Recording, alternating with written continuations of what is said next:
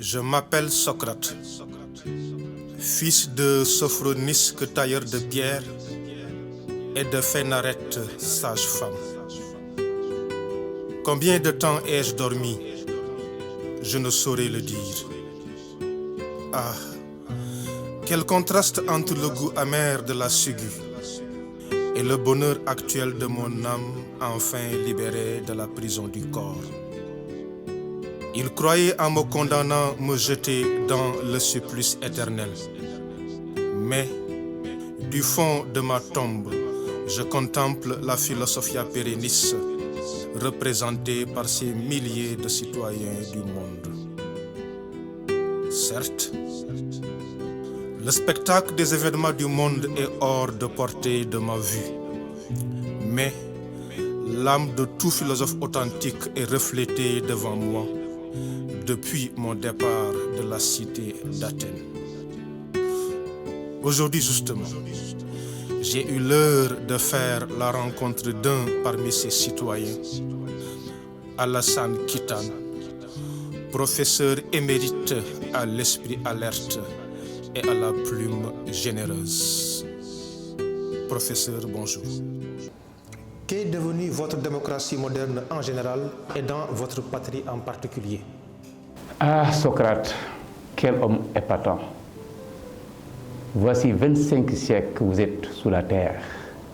Et Socrate, vous vous préoccupez encore du sort de l'humanité. Quel grand homme, quel humaniste. Socrate, vous m'avez appelé professeur. Quelle hérésie. Professeur devant l'éminent Socrate, l'immortel Socrate. Vous n'avez jamais voulu enseigner. Vous avez fait de la maïeutique. Parce que vous avez eu foi en l'homme. Vous avez eu foi en l'humanité, en la capacité de chaque homme de saisir dans les tréfonds de son âme les briques de vérité qui y sont enfouies depuis la nuit des temps. Mais Socrate, nous n'allons pas faire aujourd'hui la réminiscence et la métempsychose. Vous m'avez posé une question sur la démocratie. Socrate, la démocratie n'a véritablement pas changé. C'est vrai, vous l'avez inventé, vous les Grecs. Et vous vous rappelez bien Socrate, même si vous êtes d'outre-tombe, c'est cette démocratie grecque qui vous a assassiné. C'est cette démocratie grecque qui a produit les sophistes. Oh Socrate, les sophistes. Que n'ont-ils pas fait pour dissoudre la raison? Que n'ont-ils pas fait pour affaiblir la vérité? Socrate, la démocratie d'aujourd'hui n'est que la pâle copie de celle qu'il y avait à ton époque. À ton époque déjà, les sophistes avaient réduit la démocratie à des joutes oratoires. Et ils professaient à leur époque déjà la relativité de la vérité. Les sophistes prenaient la foule comme mesure de la vérité. La vérité se mesure par la popularité, par la célébrité. Vous seriez ressuscité aujourd'hui, Socrate, vous ne serez pas dépaysé. Parce que notre démocratie, elle traîne les mêmes tares, les mêmes insuffisances et les mêmes crimes que la vôtre. Qu'est-ce que notre démocratie aujourd'hui? Vous avez créé Demos Kratos.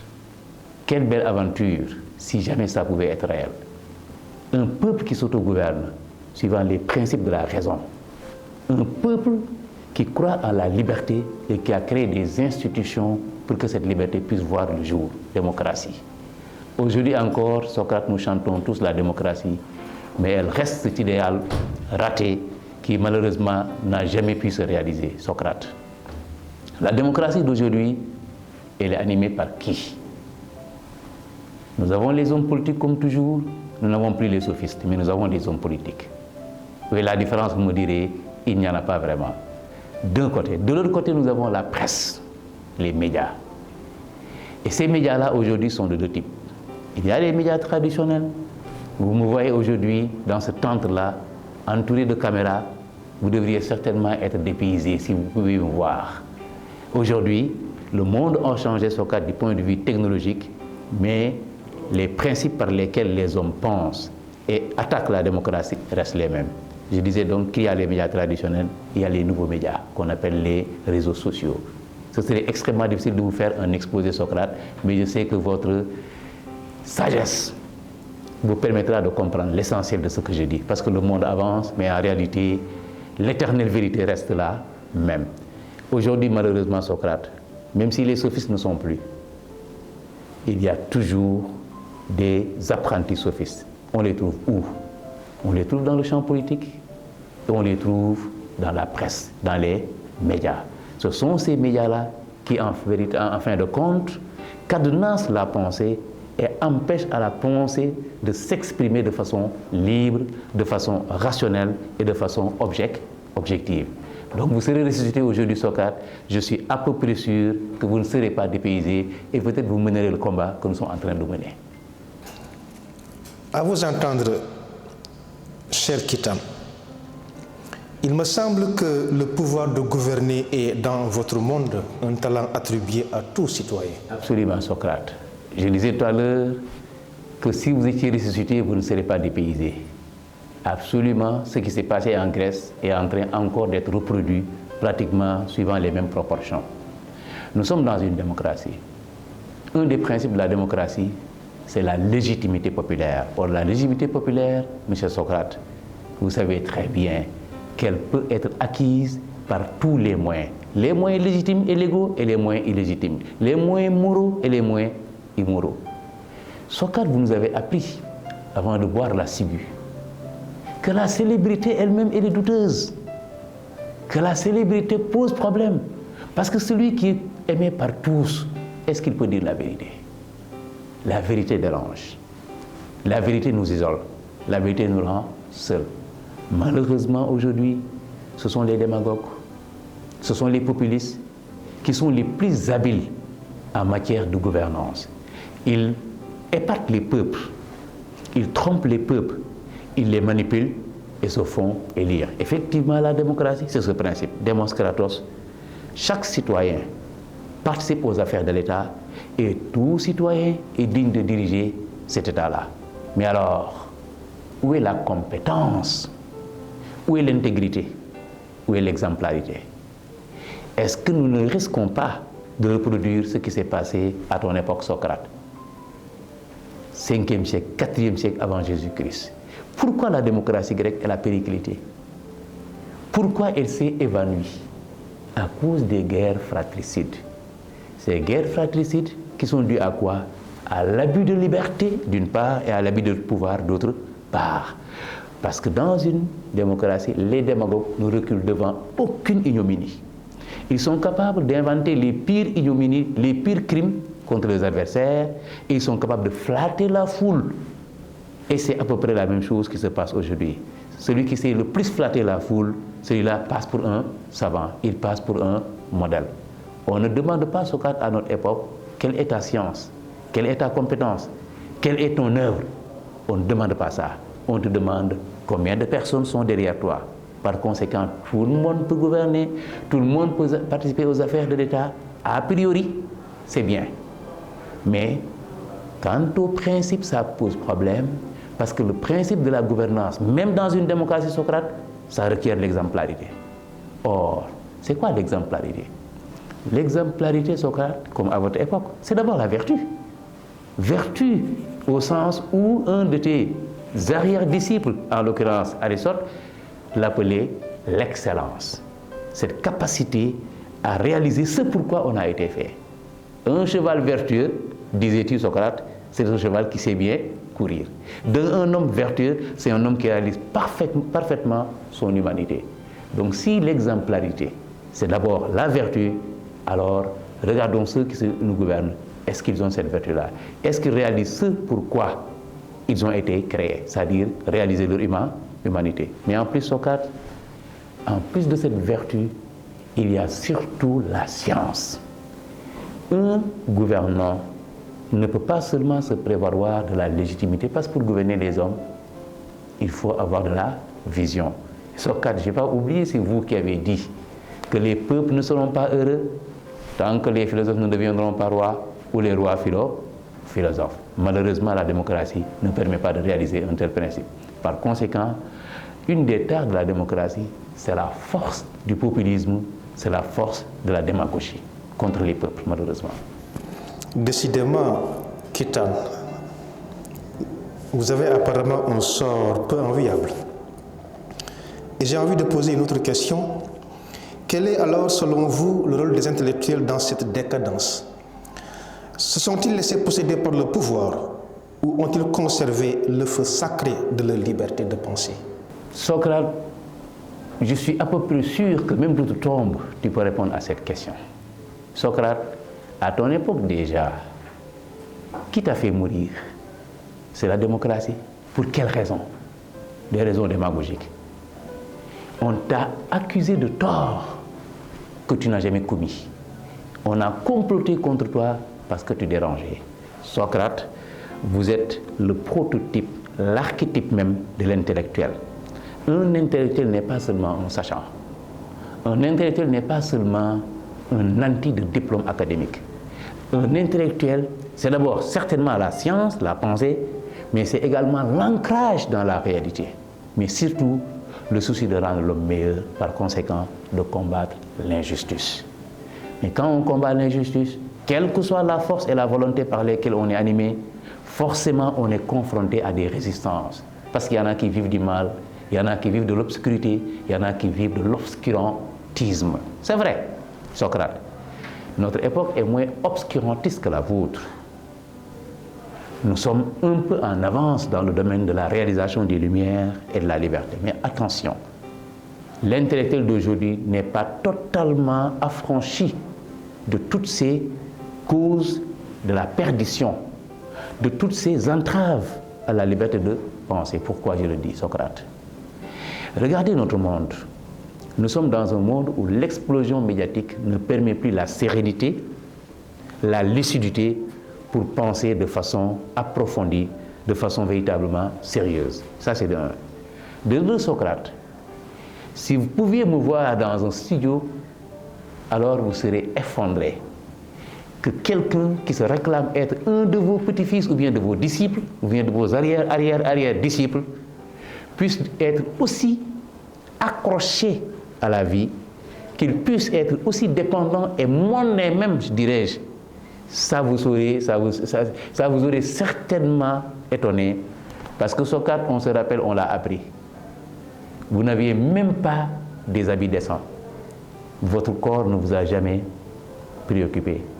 Ce qui vous préoccupait, c'était quoi? La culture de votre âme. Mais justement, l'intellectuel d'aujourd'hui, c'est un intellectuel intéressé. Or, Socrate, une pensée, quand elle n'est pas libre de l'intérêt, elle ne peut pas dire la vérité. Socrate, je serais tellement heureux si tu pouvais parler Wolof, parce qu'il y a un proverbe Wolof qui dit que la plupart du temps, c'est parce que nous sommes liés à la mondanité et à l'intérêt matériel que nous ne pouvons pas voir le monde de façon objective et que nous ne pouvons pas avoir un jugement objectif. Or, un intellectuel, il doit être détaché. Détaché d'abord du monde matériel, des besoins, etc., des frivolités mondaines et de tout ce qui est relatif au corps, mais surtout détaché par rapport à sa propre pensée, Socrate. Détaché par rapport à ses propres convictions. Or, c'est ça le plus difficile. Les intellectuels d'aujourd'hui, Socrate, ils vivent deux dangers. Premier danger, c'est le dogmatisme. Pourquoi je dis dogmatisme? Parce qu'ils sont tellement liés à leur pensée qu'ils ont oublié que le fondement de toute la science moderne, c'est le principe socratique. Ce que je sais, ce que je ne sais rien.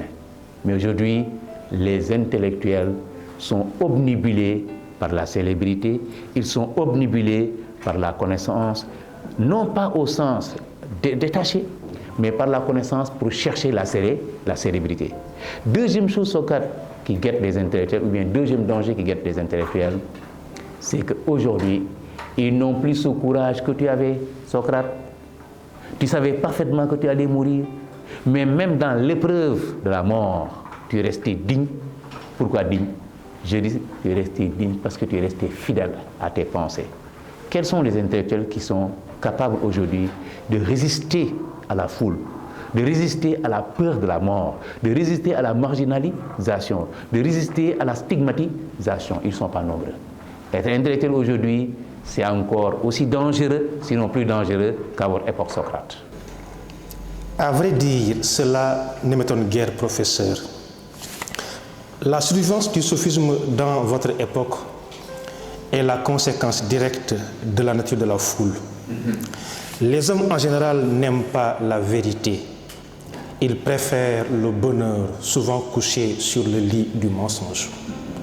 En tout cas, mes compliments et encouragements accompagnent ceux qui sont restés debout, comme vous, professeur. Je le sais, je l'ai vécu. Le courage est une qualité philosophique. Avec autant de défis, y a-t-il lieu d'être optimiste pour votre patrie? Socrate, vous continuez à m'appeler professeur. C'est à la limite un blasphème que d'accepter ce nom de professeur dans un dialogue avec Socrate. Il n'y a pas de professeur Socrate en philosophie. Mais alors, je vous le concède, nous ne sommes pas totalement pessimistes. Un homme doué de raison, Socrate, un être rationnel, ne peut pas être absolument pessimiste. Du moins, il ne peut pas être pessimiste de façon définitive. C'est vrai, les aléas de la société, les aléas de la vie, tous les facteurs de dégénérescence réunis peuvent décourager, mais pas le désespoir, parce que de tout le temps, à votre époque, comme à notre époque, comme donc durant la Révolution française, vous n'étiez pas là, ça s'est passé à votre insu. Les hommes debout sont restés debout. Pourquoi? Parce qu'ils ont eu les yeux rivés sur le ciel pour bâtir la réalité. Tant que l'homme restera un être rationnel, il sera exigeant. Il produira, Socrate, des utopies.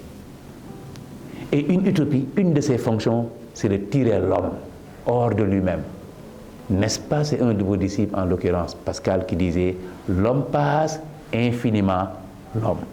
L'homme est un être qui est fait pour se dépasser. Il ne se contentera jamais de ce qu'il est. La raison même du progrès, c'est que l'homme puisse toujours trouver que ce qu'il est en deçà de sa vraie valeur ou bien en deçà de sa destination. Donc, pas de pessimisme, l'optimisme reste de rigueur parce que nous sommes des êtres humains. Je parie donc que tu as lu Pascal. Tout à fait, Socrate. À ce qu'il paraît, ces méditations philosophiques l'ont conduit à un pari. En quoi consiste ce pari? Socrate Pascal est un penseur très énigmatique, à plus d'un titre, mais nous n'allons pas développer sur ça. Le pari pascalien a été sorti de l'imagination de Pascal pour répliquer aux sceptiques et aux libres penseurs face à la religion chrétienne. En fin de compte, c'est une argutie, devrais-je dire, ou bien en tout cas un argument pour respecter sa prestance, qui a été inventé par Pascal pour montrer que la croyance n'est pas absurde. À quoi consiste le pari pascalien? Pascal dit, un être humain, puisqu'il est rationnel, qu'est-ce que ça lui coûte de croire en Dieu? Si je crois en Dieu et que Dieu existe, je gagne. Mais celui qui ne croit pas en Dieu, si Dieu existe, il perd. Et s'il perd, il aura l'enfer, moi j'aurai le paradis. Par contre, si je crois en Dieu et que Dieu n'existe pas, qu'est-ce que je perds? Je ne perds rien. Donc le croyant, comme le non-croyant, l'athée, ont tous deux intérêt à croire en Dieu. Et de toute façon, le fait de croire en Dieu, comme le montrera Socrate, un de vos arrière-disciples également qui s'appelle Kant, le fait de croire en Dieu, d'avoir foi en Dieu, cela a une fonction régulatrice, Socrate. Que serait l'action humaine? Que serait la réalité humaine? Que serait la société humaine sans un Dieu régulateur de nos actions? Donc il est toujours utile pour l'homme de croire en Dieu. Il vaut mieux croire que de ne pas croire. Je suis en accord avec vous et avec Pascal. Comme quoi, la foi n'est pas une offense à la raison. Tout à fait. Tout à fait, Socrate. La foi ne peut pas être une offense à la raison pour plusieurs raisons. Excusez-moi la répétition. Ce n'est pas un hasard d'ailleurs si le mot raison est aussi polysémique. Raison, vérité. Raison, motivation. Raison, justification. Raison, faculté de connaissance. Ce n'est pas un hasard. Bref, la raison ne peut pas être antinomique à la foi. Premièrement, Socrate, parce qu'à ma connaissance, personne ne connaît une foi chez les animaux. Personne ne connaît une religion chez les animaux. La religion, par définition, et par l'histoire, est une propriété exclusivement humaine, c'est une production culturelle. Et en tant que production culturelle, la raison est forcément un produit de la raison. La preuve, pourquoi Dieu s'adresse aux hommes à travers les religions révélées? Pourquoi Dieu a attendu des siècles après la mort de Socrate pour révéler le Coran et au préalable pour révéler les autres, et avant le Coran, révéler les autres écritures saintes? Parce qu'il fallait que des gens comme Socrate travaillent les hommes, les éveillent et qu'ils façonnent la raison pour que la raison soit apte à accueillir les écritures saintes. Dieu aurait pu, dès le début, donner à Adam tout le Coran, mais il ne l'a pas fait. Il a été patient. Parce que, comme le dit un de vos arrière-disciples encore, en l'occurrence Hegel, sans le travail du négatif, l'histoire n'a pas de sens. L'histoire humaine est le processus par lequel la raison humaine doit se mettre en place, se façonner, se réaliser de façon progressive. Donc voilà la première raison pour laquelle Socrate, foi et raison ne sont pas antinomiques, mais mieux. Deuxième raison, Socrate, c'est quoi la foi? Les gens l'oublient. Il y a une très grande nuance entre foi et croyance. La croyance, c'est le simple fait de tenir pour vrai. Et même dans ce cas, la croyance peut être rationnelle. Tenir pour vrai, ça signifie supposer. Avoir confiance. Adhérer. Exemple de croyance, la superstition. Mais qu'est-ce que la superstition? On entend par superstition la croyance à des présages bénéfiques ou maléfiques inhérents aux choses. Je me lève le matin, je rencontre un homme et ma journée n'est pas bonne, je dis il m'a porté la guigne, ou bien il m'a porté un mauvais sort.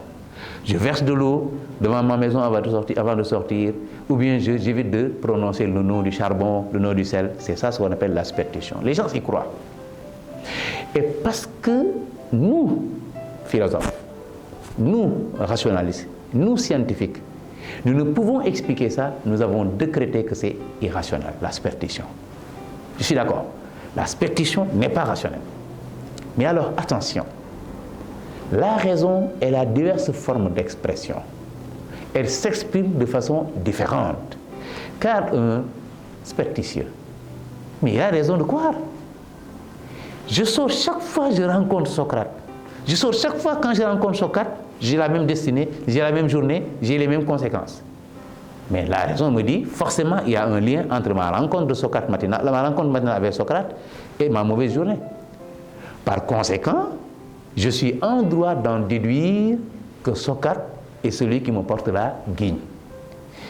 Socrate, moi je suis un Sénégalais, un pays Wolof. Quand ma main démange, si c'est la main gauche, ça annonce de l'argent qui doit venir. Et si c'est la main droite, ça annonce de l'argent qui doit sortir, je dois dépenser de l'argent. Et parfois j'ai peur, parce que ça se vérifie à chaque fois. Mais alors, est-ce qu'un homme peut dire que ça c'est pas vrai? Parce qu'il ne peut pas l'expliquer de façon rationnelle, alors qu'il le vit.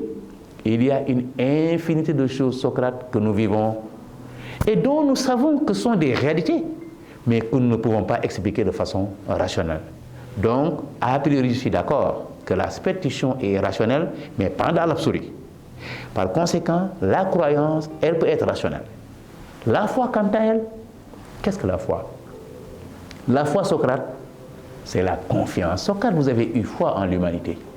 Socrate, pourquoi vous faisiez la maïeutique? Parce que vous aviez foi en la capacité en chaque être humain de penser par lui-même et de découvrir la vérité. Alors cette foi, c'est quoi? C'est la confiance qui est accompagnée de conviction. J'ai foi en Socrate, j'ai foi en l'humanité, c'est parce que je connais l'humanité. On ne peut pas avoir confiance en quelqu'un qu'on ne connaît pas. Je connais le caméraman, c'est parce que ce caméraman-là, j'ai confiance au caméraman, c'est parce que ce caméraman-là, je le connais. Je vais à l'hôpital, on me fait des injections et des piqûres. Je l'accepte. C'est parce que j'ai confiance en la science. Mais si j'ai confiance en la science, c'est parce que je connais la science. Donc, sous ce rapport-là, derrière la foi, il y a la raison. Mais il y a encore autre chose, Socrate. Dans les religions révélées, nous avons des écritures saintes, notamment la Torah, l'Injil, le Coran. Et dans toutes ces écritures saintes, le Dieu que nous connaissons aujourd'hui, qui est extrêmement différent des dieux de ton époque, Dieu pour lesquels d'ailleurs en partie tu as été condamné à mort parce qu'on t'a accusé de ne pas croire au Dieu de la cité, mais ça c'est encore l'obscurantisme de ton époque. Mais pourquoi le Dieu des religions révélées? Il parle aux hommes et il leur rappelle, je m'adresse aux hommes qui pensent. Mais c'est parce que le fondement même ultime de la religion, de la foi, c'est bien la raison. Parce que, imaginons que je vienne dans un pays et que je dise, je suis un prophète. Imaginons que je vienne dans une télévision publique du Sénégal et que je dise, je suis un prophète. Qui va me croire? Qui ne va pas me croire? Il y en a qui vont me croire, il y en a qui ne vont pas me croire. Mais ceux qui me croient, Socrate, pourquoi ils me croient? Ils me croient parce qu'ils ont raciociné, parce qu'ils ont pensé, parce qu'ils ont réfléchi et ils se sont rendus compte que celui-là, il a les signes d'un prophète.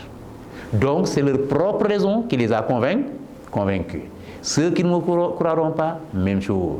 Voilà, Socrate, ce qui a poussé un de tes arrière disciples à lire un passage de la Bible qui se trouve dans Isaïe 7,9, où le prophète Isaïe dit ceci: si vous ne croyez pas, vous ne pourrez pas comprendre. Le profane dira que, ah donc, la croyance est la condition sine qua non pour la compréhension. Par conséquent, il faut d'abord avoir la croyance avant d'avoir la raison. Mais non. Saint Augustin dit non. Qu'est-ce qui me conseille de croire pour comprendre? Qu'est-ce qui m'en convainc? Si je dis, moi, M. Kitane, je suis prophète, celui qui me croit, pourquoi il me croit? Comment il me croit? Il ne peut me croire que parce qu'il a été convaincu. Mais qu'est-ce qu'il a convaincu? C'est la raison. Qu'est-ce qui me croit? Qu'est-ce qui me conseille de croire pour comprendre? Qu'est-ce qui m'en convainc? La réponse, c'est la raison. Alors Saint Augustin en déduit, Socrate, que par conséquent, il y a toujours quelques raisons qui marchent devant. Ce qui veut dire quoi? Ce qui veut dire, Socrate, que la foi présuppose la raison. S'il n'y avait pas de raison, il n'y aurait pas de foi. La preuve, Socrate. Lorsqu'on lit, quel que soit le passage, dans la Bible ou bien dans le Coran, mais tout passage a un sens. Et le sens du passage, que ce soit un verset ou bien autre chose, mais comment faire pour le comprendre? Il faut réfléchir, il faut penser. Donc, sous ce rapport précis, Socrate, c'est parce que nous avons une raison que justement nous pouvons recevoir la religion et que nous pouvons recevoir les Écritures saintes. Socrate, un de tes arrière petits disciples, est à la fois philosophe et religieux parce qu'il a été un pape, en l'occurrence le pape Jean-Paul II. Il a écrit un livre, je vais vous narrer ça, qui s'appelle Raison et foi. Et dans ce livre, il rappelle justement ce que disait Saint Augustin. Saint Augustin rappelle que la Bible a été écrite pour la première fois dans la langue grecque. Or, dans la langue grecque, Socrate, c'est la langue maternelle, la raison, c'est le logos. Or, qu'est-ce que dit la Bible? Au commencement, fit le logos. Le logos, c'est le verbe, le logos, c'est la raison. Alors, Saint Augustin et ensuite le pape Jean-Paul II en déduisent. Mais donc, ça veut dire quoi? Qu'en fin de compte, au commencement fut la raison. Donc, c'est parce qu'il y a la raison qu'il y a la divinité. La preuve, est-ce que les animaux connaissent Dieu? Non. Dieu n'existerait pas, ou bien serait inconnu s'il n'y avait pas des êtres humains. Dieu lui-même, il a créé pour être connu. Mais qui le connaît? C'est les hommes. Combien de fois, Socrate, dans la religion musulmane que vous ne connaissez malheureusement pas, dans l'islam, dans le Coran que vous ne lirez probablement pas, Dieu dit, si vous ne me connaissez pas, vous ne pourrez pas m'adorer. Combien de fois Dieu dit, pour que vous réfléchissiez. Mais tout ceci nous amène à dire que c'est parce que l'homme est un être rationnel qu'il peut avoir la foi. Et c'est la raison pour laquelle je ne suis pas totalement d'accord avec Pascal. Parce que quand on fait un pari, on gagne ou bien on gagne, mais c'est parce qu'on n'est pas convaincu. Alors que la véritable foi religieuse, c'est une conviction, c'est-à-dire on est à peu près sûr que Dieu existe, on est à peu près sûr qu'il nous a envoyé un prophète. La raison peut nous permettre d'en avoir une certaine conviction. Donc bref, Socrate, raison et foi, on les oppose pour des raisons que nous connaissons. La raison principale, c'est ce qui vous est arrivé. On vous a accusé de ne pas croire au Dieu de la cité. La raison principale, c'est ce qui est arrivé à Galilée. C'est ce qui est arrivé à tout le Moyen-Âge où les scientifiques ont été victimes de ce qu'on appelle l'obscurantisme. Les philosophes ont été victimes de l'obscurantisme. Ils ont été persécutés, leur œuvre brûlée. Il y en a qui simplement, ils faisaient confiance à la raison. Donc si on interroge l'histoire, la religion qui est une des formes d'incarnation de la foi a persécuté les philosophes. Elle a tout fait pour étouffer l'éclosion de la raison, mais surtout la liberté de la pensée. C'est au regard de cette histoire, c'est compte tenu de cette histoire que nous sommes amenés à dire foi et raison sont opposées. Mais cette opposition Socrate, elle n'est qu'une opposition superficielle. Je dirais même c'est une opposition dialectique parce qu'il n'y a de foi que parce qu'il y a raison. Sans la raison, il n'y a pas de foi et sans la foi, il n'y a pas de raison. Pourquoi? Bien Socrate, parce que nous qui sommes vos héritiers, nous sommes des rationalistes. Et pourtant, un rationaliste, c'est qui? Socrate. Mais c'est celui qui a confiance à la raison.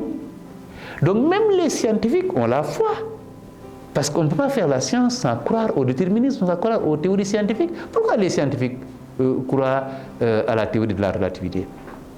Pourquoi ils croient au principe du déterminisme? Sans la foi au déterminisme, c'est-à-dire la même chose produit les mêmes effets, chaque chose a une cause et les mêmes causes produisent les mêmes effets, tant qu'on n'y croit pas, on n'est pas sur les chemins de la science.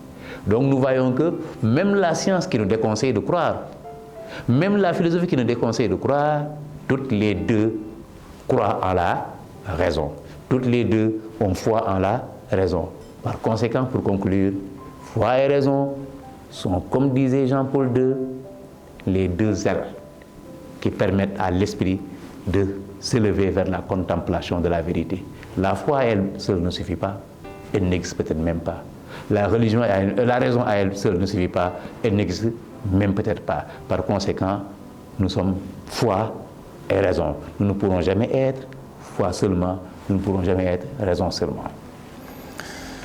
À votre corps défendant, professeur, vous êtes un digne héritier de la pensée philosophique. Vous êtes la preuve exaltante qu'il est possible d'étouffer le corps, mais on ne peut pas emprisonner la pensée. Allons alors sous un autre registre. Si la raison est aussi importante en l'homme, peut-on voir en elle une condition nécessaire de la liberté? Socrate, voilà une question piège parce qu'elle pourrait être comprise dans deux sens. Socrate, la maïeutique aujourd'hui, elle est trop amère comme la ciguë qui t'a fait passer dans l'autre monde. La raison, c'est la faculté de la connaissance. Sans raison, nous ne pouvons pas connaître. Or, Socrate, c'est quoi la liberté? Tout le monde définit la liberté comme l'absence de contraintes. Mais les contraintes, il faut d'abord les identifier, il faut les connaître. C'est bien parce que nous sommes des êtres rationnels que nous avons le sentiment de la liberté. Les animaux n'ont aucune perception de la liberté. Je n'ose même pas dire conscience de la liberté parce qu'ils n'ont pas de conscience. C'est parce que l'homme a une conscience, c'est parce que l'homme a la raison que la liberté est un problème pour lui, mais également que la liberté est un souci pour lui, c'est-à-dire une finalité. La question, je la comprends sous deux angles. D'abord, Socrate, la raison, c'est la mesure, c'est le sens de la responsabilité. Un homme libre, c'est évidemment un homme qui pense. Et Socrate, la matrice de la liberté, c'est la pensée. Il y a des penseurs qui sont venus après vous. On les appelait les stoïciens. Oh, quels belles penseurs. Quels beaux penseurs ces stoïciens-là. Parmi eux, il y en a un qui s'appelle Chrysippe. Chrysippe a dit que la liberté réside dans la pensée. Pourquoi? Parce que même si j'ai un destin, même si le monde qui m'environne est un monde contraignant, la façon dont je pense le monde va déterminer la façon dont je me comporte vers le monde et la façon dont je sens le monde. Je donne un exemple.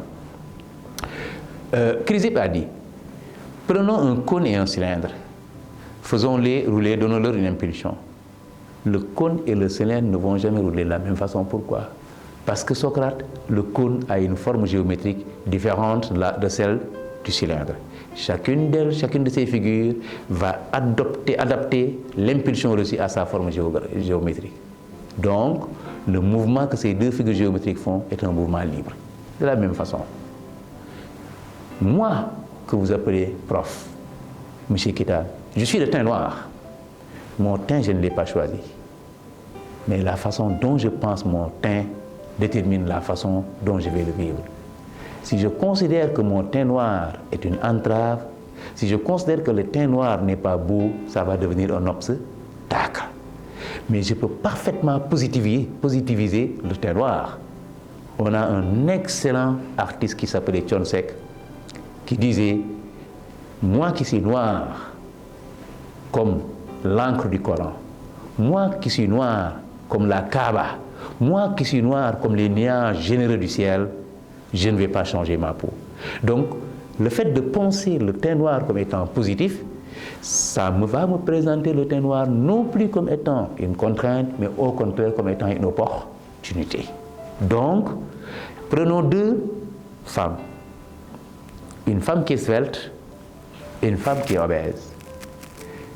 Toutes les deux peuvent concevoir leur taille à la fois comme étant une liberté et à la fois comme étant une contrainte. Tout dépend de quoi? De la façon dont elles le pensent.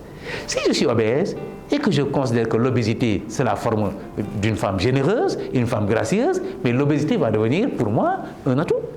Si je suis svelte et que je vais être Miss Sénégal ou bien Miss Monde, je vais vous mouler dans des habits qui puissent mettre en valeur ma forme svelte. Dans les deux cas, tout réside dans la pensée. Donc, sous ce rapport Socrate, c'est bien parce que nous sommes des êtres irrationnels que la liberté se pose pour nous, à nous. Mais il y a encore un autre sens de la question. Un de vos disciples, de vos arrière-disciples, s'appelle Jean-Paul Sartre. Jean-Paul Sartre définit la liberté comme projet. Et le projet, c'est quoi? C'est tout simplement la conscience.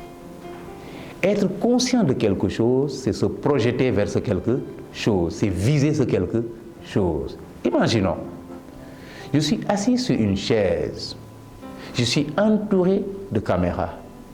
Imaginez que cette dalle s'affaisse sur moi.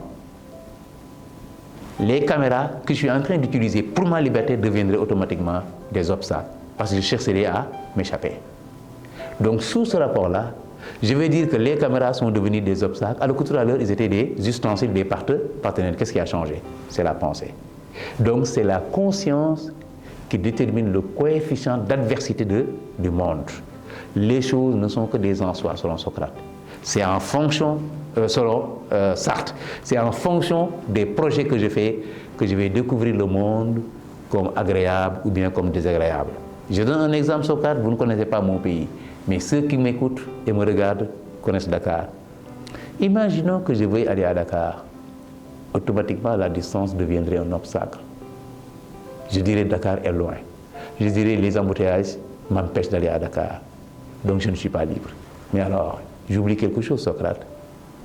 C'est moi qui ai choisi librement d'aller à Dakar. Si je n'ai pas choisi de me rendre à Dakar, alors je n'aurais jamais rencontré ces obstacles.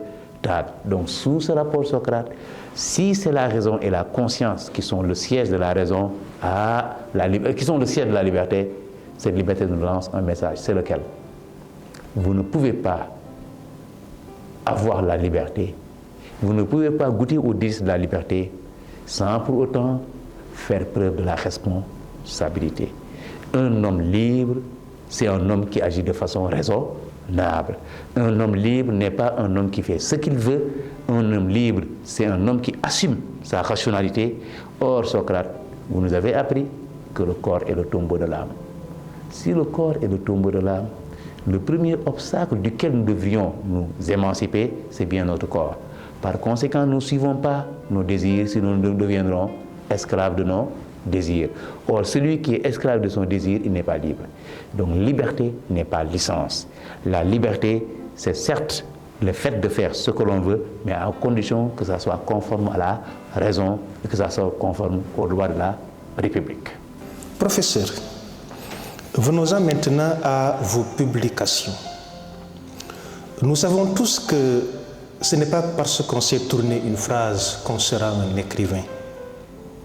Vous, par contre, vous êtes un intellectuel à la plume généreuse, un écrivain confirmé, ayant à votre actif des centaines de chroniques et 3 ouvrages principaux. Le Sénégal sous Wade, cahier d'une démocratie sans démocrate. Les épreuves de la dissertation et du commentaire philosophique. Introduction à la lecture de l'existentialisme et de l'humanisme de Jean-Paul Sartre.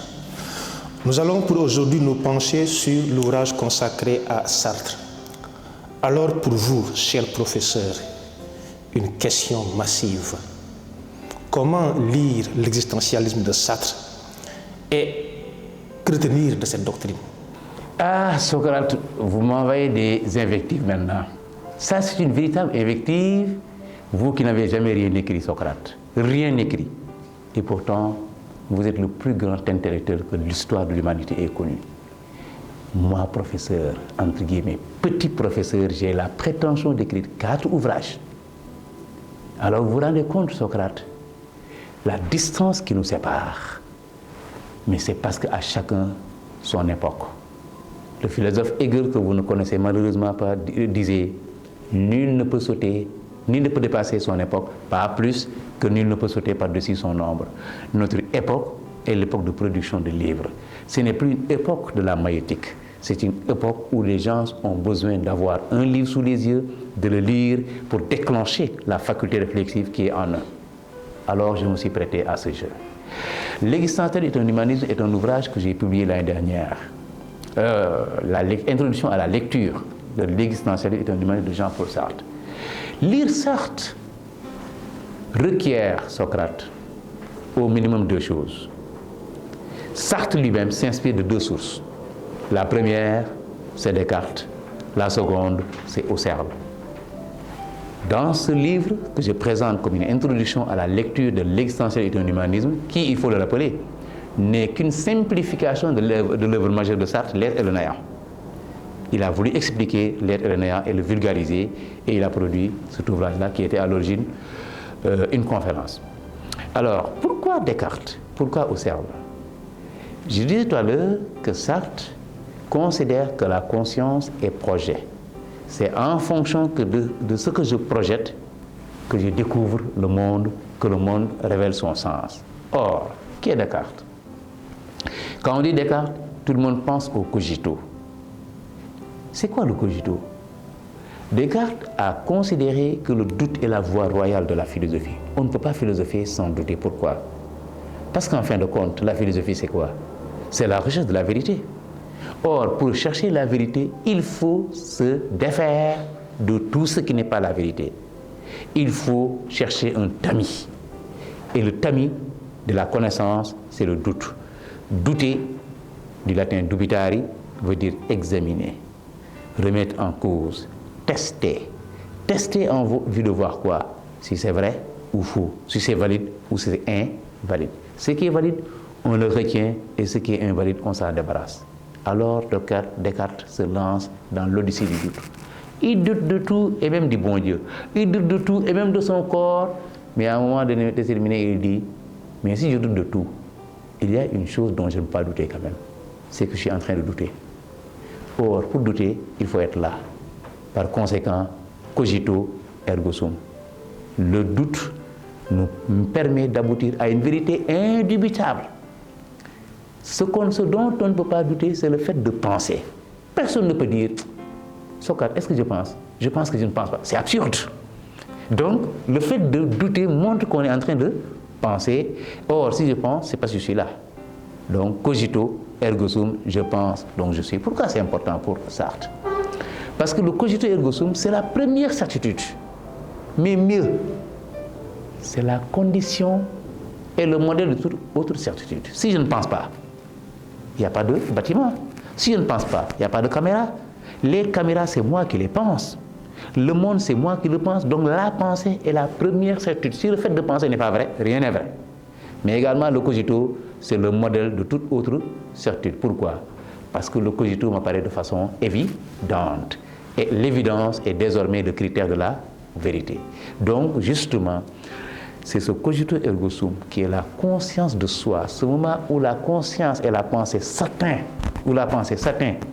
directement, dans un rapport direct avec elle-même, qui est le point de départ de toute connaissance. Par conséquent, Sartre va considérer que c'est ce cogito-là qui est le symbole de la liberté.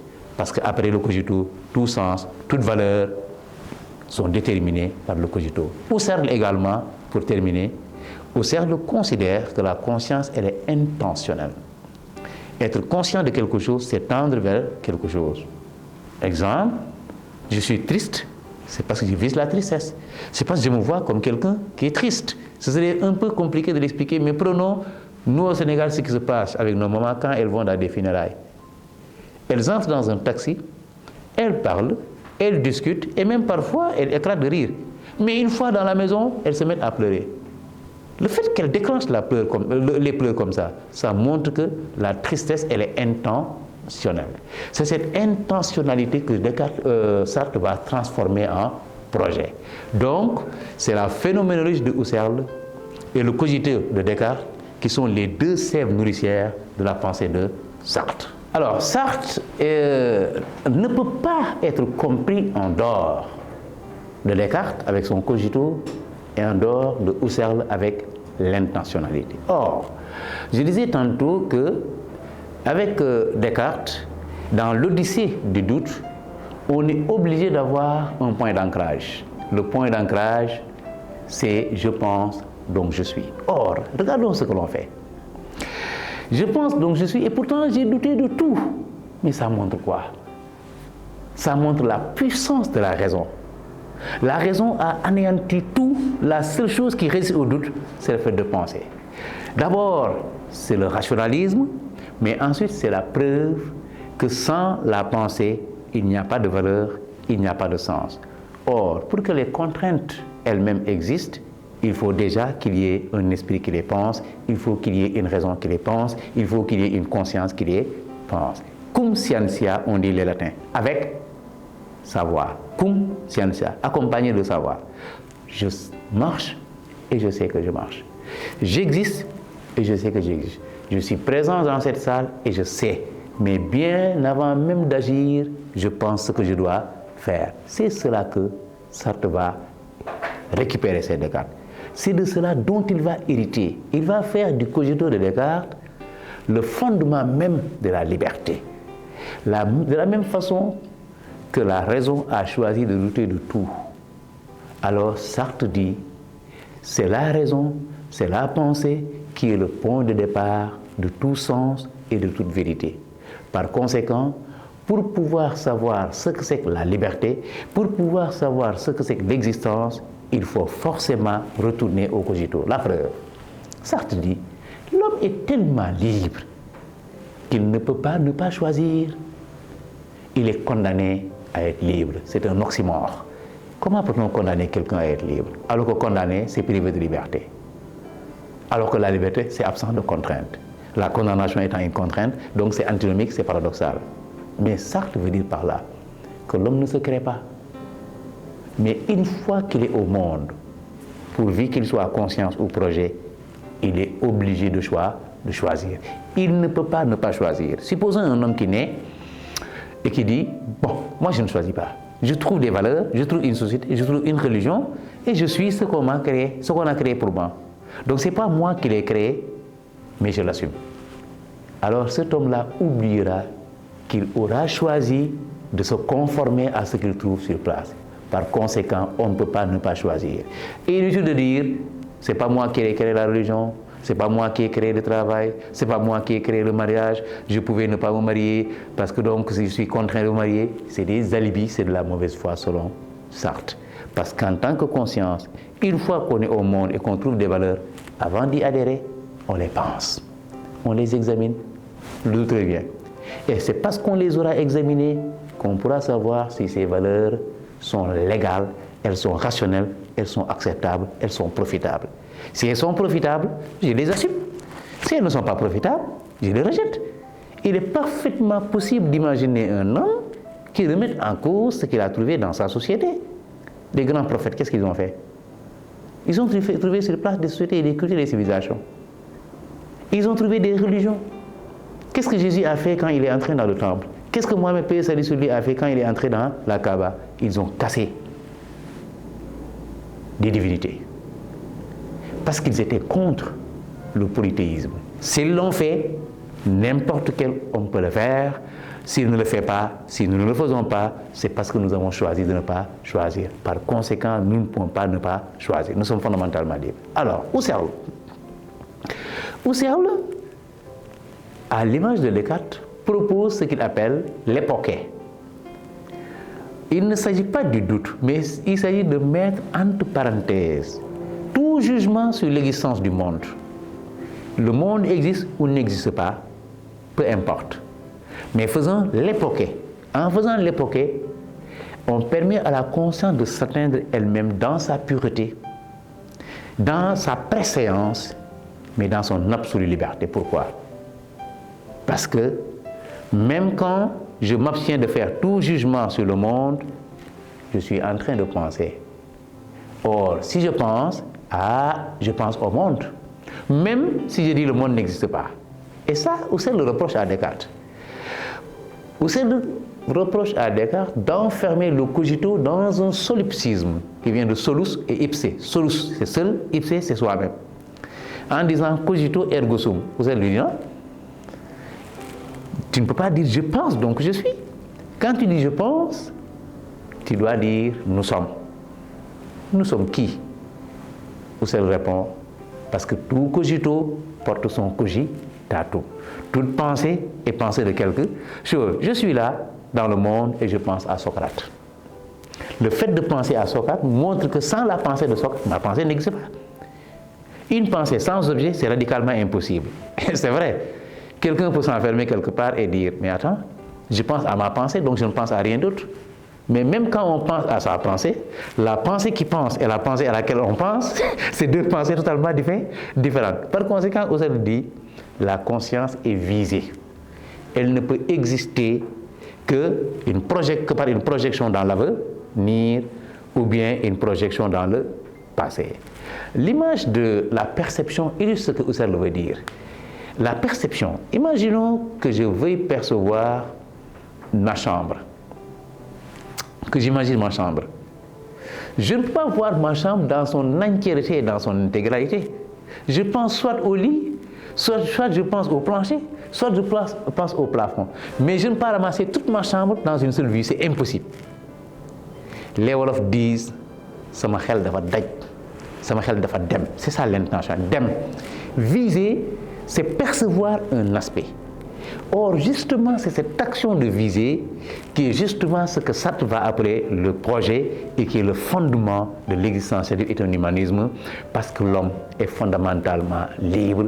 L'homme n'est pas seulement libre d'abord, d'ailleurs, l'homme est liberté. Il est liberté parce qu'il est projet, il est liberté parce qu'il est choix. L'homme n'est que la série de ses actes. C'est un ensemble maintenant d'appareillages conceptuels que Sartre va asseoir. En partant du cogito, il nous explique ce que c'est que le projet. En partant du cogito, il nous explique ce que c'est que l'absurdité du monde, la facticité de la liberté. Il nous explique ce que c'est que l'engagement. Il nous explique ce que c'est que la responsabilité. Donc, pour comprendre encore une fois le lexique de Sartre, forcément, on doit faire un saut chez Descartes et un saut chez Husserl. Si j'avais vraiment à trouver des ancêtres intellectuels à Sartre, je dirais que l'un c'est Descartes, l'autre c'est Husserl. Vous m'en apprenez des choses, professeur. Et ça me semble que M. Sartre est très proche de moi par l'étoffe de son âme. Absolument. Parce que, à l'entendre raisonner, on se dirait que l'individu n'a pas d'excuse Absolument. Au moment où sa liberté est engagée, quoi qu'il fasse, il est seul et sans excuse et il est contraint d'assumer sa responsabilité. Absolument, absolument. Le mot de Sartre, l'homme est ce qu'il n'est pas et il n'est pas ce qu'il est. Vous le comprenez comment? Merci Socrate de me rappeler ces beaux propos de Jean-Paul Sartre, Socrate. Finalement, tu es au courant de tout. Personne ne peut rien te cacher. L'homme n'est pas ce qu'il est. Il est ce qu'il n'est pas. L'homme ne se réduit à aucune situation. Eh bien, c'est bien facile et c'est commode de dire je suis professeur, je suis magistrat, je suis ministre. Mais ministre, ce n'est qu'une station. Ce n'est pas un être. La preuve, le policier qui est dans la circulation, est-ce qu'il se comporte auprès de sa femme comme un policier? Non. Le garçon de café que nous trouvons dans les restaurants, affable, serviable, aimable, et à la limite même servile. Mais quand il est dehors, il est viril. Donc moi que vous appelez professeur, Socrate, je ne suis pas professeur. Personne ne me verra enseigner dans la rue, personne ne me verra professer la philosophie chez moi. Chez moi, je m'amuse avec les gamins. Je joue avec ma femme, Socrate. Je ne suis pas un philosophe éternel. Donc je ne suis qu'en situation. L'homme n'est pas ce qu'il est signifie. L'homme ne se réduit à aucune situation. Moi j'enseigne. Du moins j'ai la prétention d'enseigner. J'ai des élèves. Mais est-ce que j'ai le droit de considérer mes élèves comme étant élèves ad vitam aeternam? Non. Élèves, ce n'est qu'une situation. Je prie pour eux. L'année prochaine, ils seront des étudiants. Après, ils seront autre chose. Après, ils seront autre chose. Justement, ça te dit, l'homme n'est donc pas ce qu'il est. Il n'est pas sa situation. Il est ce qu'il n'est pas. Ce qu'il n'est pas, c'est quoi? C'est ce qu'il projette. Pourquoi j'enseigne? Pourquoi le médecin soigne? Pourquoi le mécanicien répare? Ils le font tous pour être rémunérés. Donc, celui qui cherche la connaissance aussi, il cherche la connaissance parce qu'il ne l'a pas. Il ne l'a pas. Il est ce qu'il n'est pas. Donc, un chercheur, il est justement quelqu'un qui est à la quête de la vérité. Sous ce rapport-là, aucun élève ne veut mourir élève. Aucun professeur ne veut mourir professeur. Nous faisons des projets et c'est en fonction de nos projets que nous rencontrons des obstacles. C'est en fonction de nos projets que justement nous sommes ce que nous sommes. D'où le titre de l'ouvrage de Sartre, l'être et le néant. C'est le néant qui permet de révéler l'être. Le néant, c'est ce qui n'existe pas. Ce qui n'existe pas, c'est ce que je projette. Pourquoi je suis fatigué? Pourquoi j'enseigne? Mais c'est parce que je veux de l'argent. Si j'avais beaucoup d'argent, peut-être j'aurais pu me enseigner de l'enseignement dans les classes. J'aurais peut-être continué l'œuvre de Socrate en philosophant comme ça, de façon gratuite, de façon bénévole. Mais je ne serais plus dans les classes en train d'enseigner. Donc, je suis ce que je ne suis pas encore, c'est-à-dire ce que je projette. Et c'est ce projet-là qui détermine ma situation, Socrate. Professeur, je vous remercie infiniment. C'était un plaisir de croiser votre âme. Et vous êtes encore la confirmation qu'un philosophe est toujours beau quand il parle, pourvu qu'il parle philosophie. Je m'appelle Socrate, fils de Sophronisque, tailleur de pierre, et de Phénarète, sage-femme. Combien de temps ai-je dormi? Je ne saurais le dire. Ah!